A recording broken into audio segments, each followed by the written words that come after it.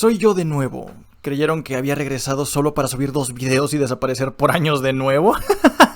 No los culparía, la vida nunca me deja tranquilo. Aprovechando el reciente lanzamiento de una película para la que no tengo dinero suficiente para ir a ver, pensé que sería buen momento para hablar de los backrooms. Ese género de terror y misterio que ahora plaga todo internet como la peste negra a los hogares de pobres campesinos europeos durante los 1300. ¿Y por qué quiero hablar de ellos? Porque me parecen un concepto tan increíble y genial que desgraciadamente se ha convertido en uno de los peores géneros de horror que ha visto el internet, rivalizando incluso a Mr. Para los menos informados o aquellos cuya única exposición a los backrooms sean videos de PNGs persiguiendo gente, la idea no siempre se trató sobre 1.000.000 de monstruos aburridos, SCPs o Michael Jackson correteándote a través de los mismos pasillos de siempre, sino de algo, sorprendentemente, mucho más realista y primitivo: el miedo a lo desconocido y estar encerrado en un punto intermedio.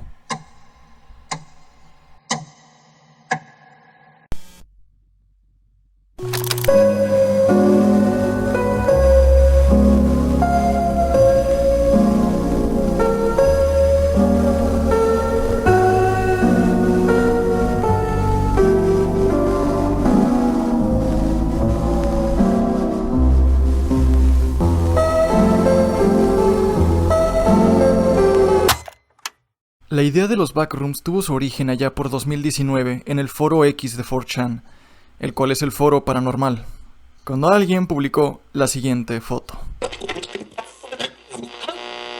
Si no tienes cuidado y te sales de la realidad en las áreas equivocadas, terminarás en los backrooms, donde no hay nada más que el olor a alfombra húmeda, la locura del amarillo monocromático, el interminable zumbido de las luces fluorescentes y aproximadamente 600 millones de millas cuadradas segmentadas de manera aleatoria, en las que puedes quedar atrapado.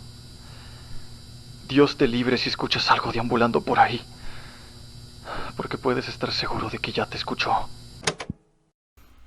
Ahora, permítanme quitar todo el misticismo por un momento y aclarar que lo que están viendo es solo una foto de una tienda de muebles bajo renovación. Es solo eso y nada más.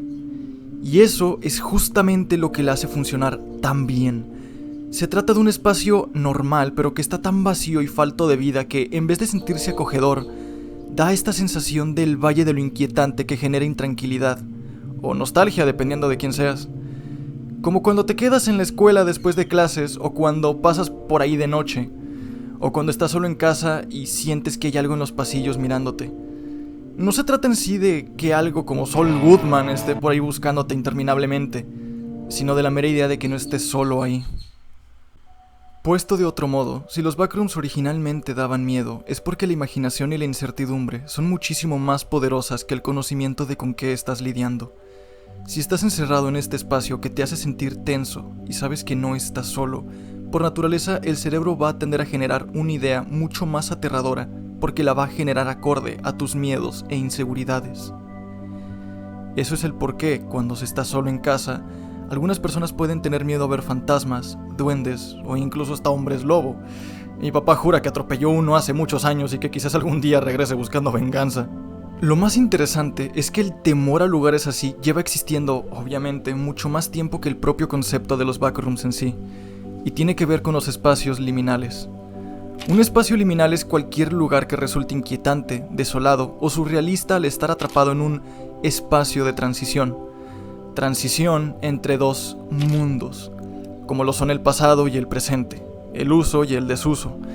Las imágenes típicamente son de pasillos, escaleras o espacios abiertos en lugares como hoteles, oficinas o escuelas, todos transmitiendo una extraña sensación de nostalgia, tristeza o incluso, y como mencioné antes, incertidumbre y tensión.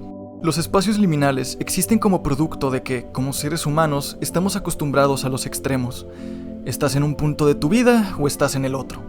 Estás en un lugar o estás en otro, con un grupo de personas o con otro. Y los espacios liminales existen en el medio como una transición. No estás ni en un punto ni en otro. Por ponerles un ejemplo, ¿nunca han estado en una relación que hacía que todo tuviera tanto sentido, que estaba tan conectada a la manera en que funcionaba tu vida, que al perderla no sabes qué hacer? No porque no puedas seguir adelante, sino porque estás atrapado en ese periodo transitorio entre lo que solía ser tu vida y lo que va a ser en un futuro. Entre las costumbres, gestos y detalles que se han perdido, pero que sigues sintiendo como si estuvieran ahí.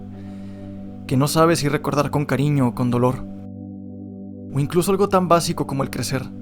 El estar atrapado entre las cosas que te solían gustar y tus nuevas costumbres. O la incertidumbre de no saber a dónde va a ir tu vida porque apenas si estás aprendiendo a funcionar como persona. Eso es lo que significa la liminalidad. Y por eso la idea de los espacios liminales y los backrooms resuenan tan fuerte con todo el mundo. Conecta con un sentimiento profundamente arraigado en el corazón humano.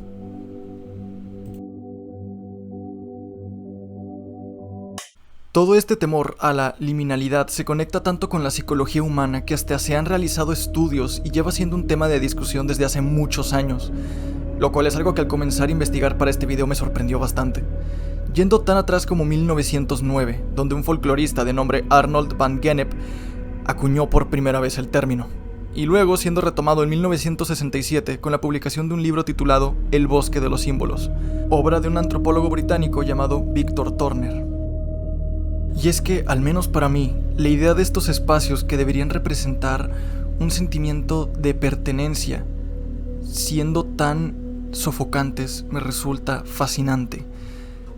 El imaginar o recordar, por ejemplo, cuando dabas una vuelta con tus amigos, con tu familia, cuando ibas al supermercado, a algún espacio público como alguna biblioteca, algún arcade incluso, y recordarlo con tanto aprecio, sabiendo que jamás podrás poner un pie ahí de nuevo, y que incluso si de alguna manera pudieras hacerlo, jamás se va a sentir como antes.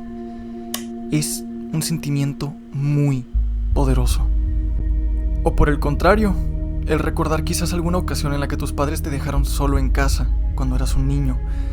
Era de noche y quizás miraste hacia un pasillo oscuro, por la ventana o por la apertura en la puerta. Y recuerdas haber visto algo que a día de hoy tu cerebro sigue sin poder explicar qué era. Y cada que lo recuerdas se te hiela la sangre, escalofríos recorren tu cuerpo, y esta incertidumbre te invade porque por más que le das vueltas, jamás vas a entender qué estabas viendo. ¿Nunca has entrado a un lugar abandonado? Y si lo has hecho, ¿no te invade esta sensación misteriosa de nostalgia y un extraño pánico al saber que cientos, quizás miles de personas una vez caminaron por ahí? Personas que quizás a día de hoy ya ni siquiera estén vivas, o que jamás volverán a pensar en este lugar, y tú estás parado ahí como si estuvieras congelado en el tiempo, en un sitio que no debería existir. Visto así, estar encerrado en un backroom, ¿cómo se sentiría? ¿Nostálgico? ¿Aterrador? ¿Misterioso? Porque por más que tu cerebro vaya a intentar darle vueltas a lo que está viendo, falta información suficiente como para que puedas terminar de procesarlo como un lugar al que puedes pertenecer. Podrás vagar infinitamente y jamás ver nada que te haga sentir como en casa, que te haga sentir tranquilo. O quizás la información que ya está ahí, las paredes amarillas, la luz fluorescente, te es lo suficientemente familiar como para que caminar te traiga esta extraña sensación de calma. Y el uso de estos espacios liminales en el terror tampoco es un concepto nuevo. Tú que estás viendo esto ahora mismo probablemente habrás estado expuesto a ello sin darte cuenta o conocer el término. El Resplandor de Stanley Kubrick está repleta de estos planos y espacios que en teoría forman parte de un lugar que, al menos visualmente, no debería tener nada fuera del ordinario. Digo, se supone que se trata solo de un hotel. Pero debido al ambiente tan solitario y opresivo que maneja la película, incluso hasta los meros pasillos del Hotel Overlook resultan inquietantes. Sumado a las apariciones de fantasmas y la constante decadencia del estado mental de los personajes, cada pasillo, cada esquina y cada vuelta traen consigo una interminable incertidumbre y temor. Regresando a los backrooms, este es un concepto que explotó en popularidad luego de la primera discusión en 4chan, además de por todo lo que he ido diciendo, también por la idea de que estos espacios transitorios y desconocidos estén conectados a nuestro mundo de algún modo, pero existan de manera ajena a él, y alberguen cosas que ni siquiera seríamos capaces de imaginar. Además de que, si no tienes cuidado, tienes muy mala suerte, podrías acabar saliendo del mapa como si se tratase de un videojuego, y accidentalmente quedar atrapado ahí sin escapatoria alguna. Es aquí donde entra el boom del género y comienzan a surgir cientos de historias, videojuegos y cortos de terror como lo son los de Kane Parsons, quien ahora incluso los llevó a la gran pantalla, agregando capas y capas de lore, como criaturas que rondan los backrooms, las organizaciones que los investigan, los distintos niveles que albergan y qué tan profundo llegan. Y mi opinión controversial es que esto es lo que terminó arruinando y matando el concepto para mucha gente. El temor a lo desconocido solo puede existir si, no sabes bien ni siquiera qué le estás temiendo en primer lugar. Esto no es para decir que la serie de Kane Pixels sea mala, todo lo contrario, me resulta increíble que alguien tan joven sea capaz de producir algo tan bien elaborado y francamente aterrador. Algunos episodios de su serie no irónicamente son geniales y los recomiendo por completo. Si van a ver solamente uno o dos, recomendaría bastante el episodio de Pitfalls y Found Footage número 2. Siento que son de lo mejor que tiene para ofrecer y que ejemplifican perfectamente la idea de los backrooms y el por qué son aterradores. Pero claro, el problema es que si explicas demasiado pierdes todo el misterio y terror. Y mientras que Kane Pixels ha hecho un esfuerzo por mantener la historia de su versión lo más misteriosa, extraña y ambigua posible, lo mismo no puede decirse de toda la leyenda que se ha ido armando el internet colectivamente. Porque al igual que pasó con SCP, pareciera que todo el mundo entró en una competencia para ver quién puede crear al monstruo más aterrador, revelar las intenciones más maquiavélicas de las organizaciones explorando los backrooms, explicar detalladamente cómo funcionan y qué niveles tienen, y peor aún, alcanzó el mercado de terror para niños. Esta idea del terror que funciona porque le temes al infinito y la pérdida de dirección o propósito ya no funciona si ahora en todo en lo que consiste es en una estética repetitiva de laberintos en donde el meme del momento puede hacer que tus audífonos exploten. Uno de mis ejemplos favoritos sobre el temor a lo desconocido está en una historia de Junji Ito, El enigma de la falla de Amigara, un one shot que narré hace años junto a otros fandubers y al que le pueden echar un vistazo en mi canal secundario. Guiño guiño. La historia aquí consiste en que un día se abre una gran falla a lo largo de una montaña en Japón, la cual sin explicación alguna está repleta de agujeros con forma humana. A lo largo del manga se van revelando detalles que hacen que la tensión suba cada vez más. Primero descubren que los agujeros son tan extensos que no hay manera de encontrar a dónde llevan desde el exterior. Después que tienen la forma de todos los habitantes del pueblo, a pesar de que en teoría tienen miles o millones de años de antigüedad. Luego que si entras, lentamente te llevan hacia el interior de la montaña para no ser visto nunca más. Rápidamente, la gente se desespera por saber qué sucede al entrar en su agujero y comienzan a ceder, con una pesadilla del protagonista dándonos un pequeño vistazo a lo que podrían estar sufriendo ahí dentro. No voy a spoilear el final en caso de que les haya llamado la atención, pueden buscar una copia que tenga la historia o darle un vistazo al video que mencioné antes, pero créanme cuando digo que es bastante aterrador.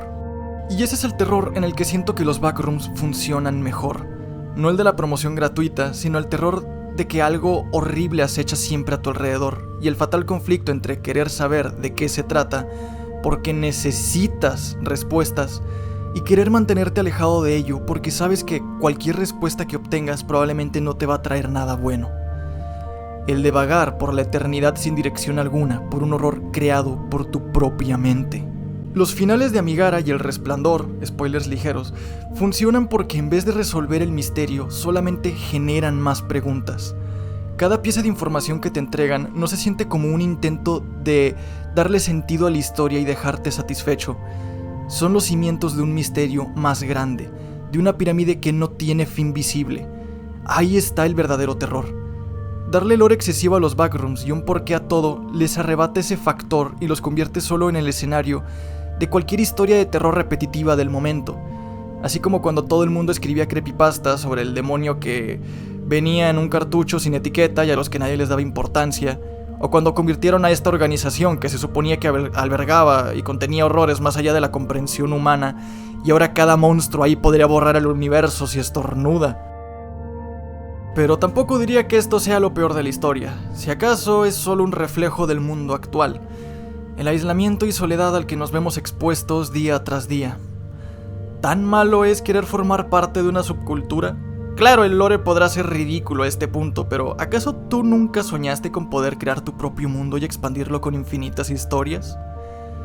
Los tiempos cambian, y si gente como yo encuentra aterrador, inquietante o nostálgico el mirar una fotografía de un centro comercial abandonado, es porque alguna vez estuvimos ahí. Sabemos lo vivo que se sentía, y lamentamos que jamás se sentirá así de nuevo.